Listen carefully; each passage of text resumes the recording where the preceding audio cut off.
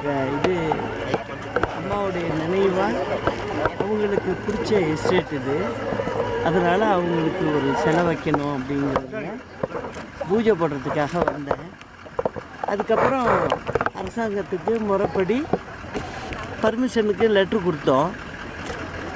ஆனால் இது வரைக்கும் இந்த அரசாங்கம் அதுக்கு ஒப்புதல் கொடுக்கல.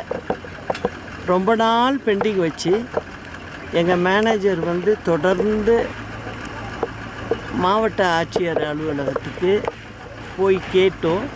இப்போ சமீபத்தில் ஒரு மாதத்துக்கு முன்னதாக ரிஜெக்ட் பண்ணி லெட்டர் அனுப்பிச்சிருக்காங்க.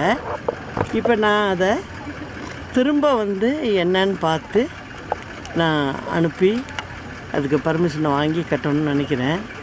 ஆனால் இப்போ சமீபத்தில் கோர்ட்டில் கூட ஒரு தீர்ப்பு வந்திருக்கு. அதாவது சொந்த இடத்துல அவங்க இது மாதிரி எதுவும் பூஜை வழிபாடு இந்த மாதிரி இதுக்கு கட்டிக்கலாம் அப்படின்னு கோர்ட்டே கொடுத்துருக்கு. இருந்தால் கூட நம்ம முறைப்படி போகலாம் அப்படின்னு சொல்லி அரசாங்கத்துக்கு கொடுத்தோம்.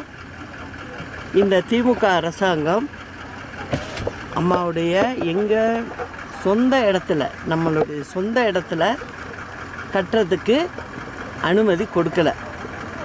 அதை எப்படி கொடுத்து வாங்கணுமோ அந்த முயற்சியை செய்வேன்.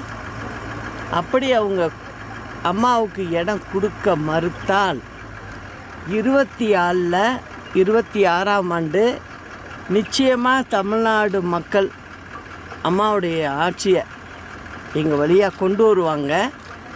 அப்போது நாங்கள் இந்த இடத்துல அதை நல்லபடியாக கட்டி முடித்து எல்லா மக்களும் பார்க்குற மாதிரி செய்வோம். அது நான் இப்போ லாயர்கிட்ட டிஸ்கஸ் பண்ணிக்கிட்டு முடிவு எடுக்கணும்.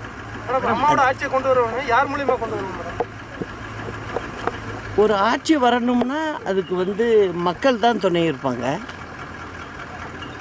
அது எனக்கு நான் போகிற இடங்கள்ல எல்லாம் நான் பார்த்துட்டேன். இப்பொழுது நடப்பது மக்கள் விரோத ஆட்சியாக இருக்குது. இந்த ஆட்சியை அப்புறப்படுத்த வேணும்னு மக்களுடைய